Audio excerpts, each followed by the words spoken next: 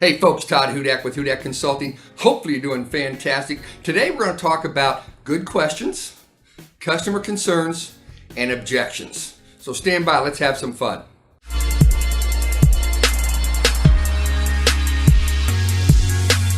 Folks, Todd Hudak, Hudak Consulting. Look, on the side there's a couple links there. Link one, what that's going to do for you is it's going to take you to information on a free test drive. That's where we come out, we look at your processes, we provide you with information that's definitely going to provide you with increased sales. The second link is for our virtual training academy.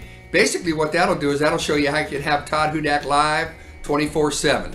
So click, take the next action. Look forward to hearing from you. All right, back to our topic. Let's talk about a good question, a concern, and an objection.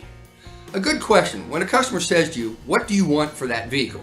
Is that a good question or an objection? Of course it's a good question. So we want to make sure we answer the question. So say, well, that truck starts at 25. It obviously goes up from there depending on equipment. Speaking of equipment, were you wanting cloth or leather? Were you wanting that in a two-wheel drive or a four-wheel drive? So what you did is you acknowledged a good question, you bridged it, and you came back to close by offering either or questions, which we've discussed in the past.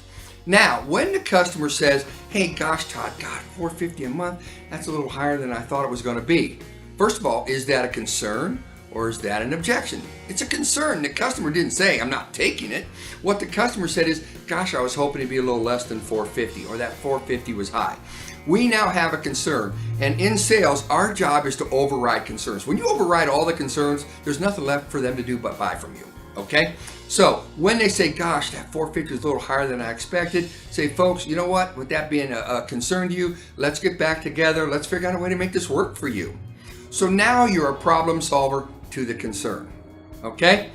If the customer says, I ain't paying $450, you guys can forget it.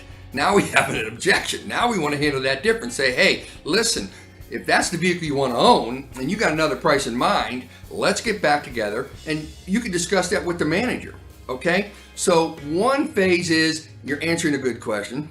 The next phase is you're saying, look, folks, I understand how you feel. Gosh, let's figure out a way to make this work for you. So you're a problem solver or a concern resolution. When that customer says, look, I'm not paying $450, well, great, then it sounds like what we need to do is let's get back together. Let's look at that vehicle or something similar, and let's figure out a way to make this work for you, okay? So understand that if you answer a good question by assuming it was an objection, now you got an upset customer. So what's one of those trucks cost? Remember, good question. Well, don't worry about price. We're gonna take whatever we can get for it. Now you got a really good customer asking really good questions, and they're upset. If the customer says, hey, I'm a little concerned about that price, that was a little higher than I thought, well, tough, get in here. Now what's funny is that I'm kind of role playing this with you, but I have heard every salespeople, we expect a confrontation. So when a customer asks a good question, we tend to lash out because of the last call we had. We're taking it out on the next one.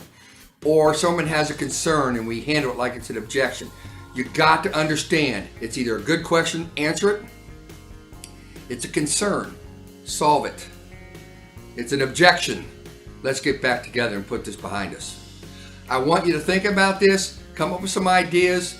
Feel free to contact me. I look forward to hearing from you at any time.